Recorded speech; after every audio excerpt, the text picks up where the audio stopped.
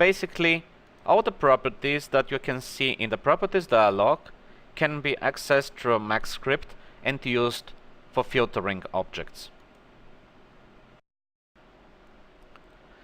The 3ds Max material editor already provides a select by material feature. You can select any material, press the select by material button, then confirm the dialog by pressing the select button, and all the objects using that material are going to be selected. Let's see how the same could be expressed in MaxScript. We want to select all the objects whose material is equal to the current material in the material editor. Let's select a different material and run this code. Then select again, and so on.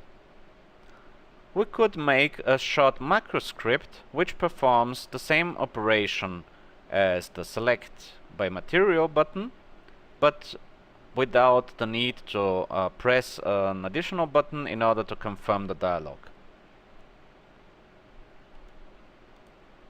Let's just select this line and drag to a toolbar.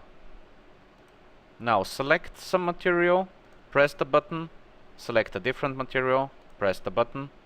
No need to confirm additional dialogs.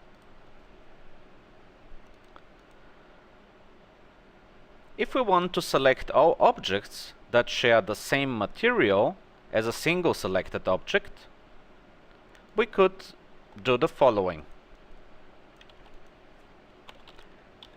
Let's select all the objects where the material is equal to the material of the first selected object.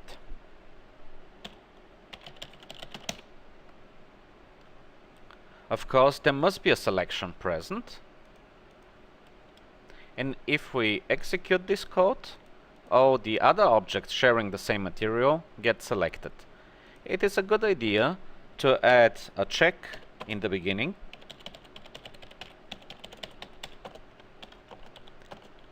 that there are actually any objects selected to avoid problems in cases where the user never selected an object in the scene.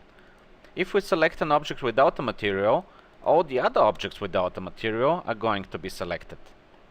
Now we can select this line of code and drag to the toolbar again.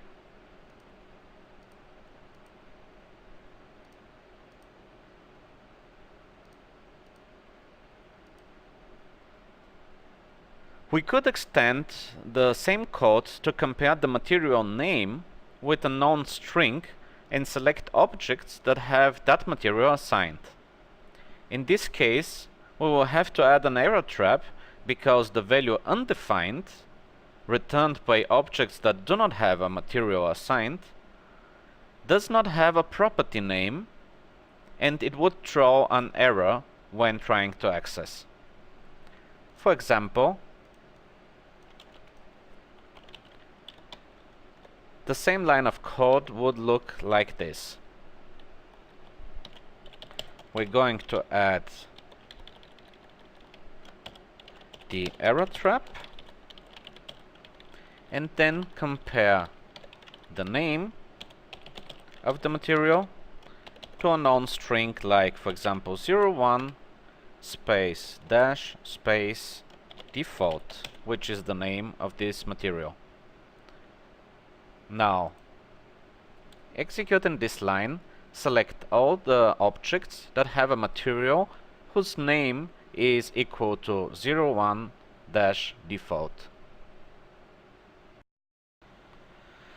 As you probably expect, the position, rotation and scale properties of a scene node are also easily accessible from MaxScript and could be used to perform such operations. For example, in order to select only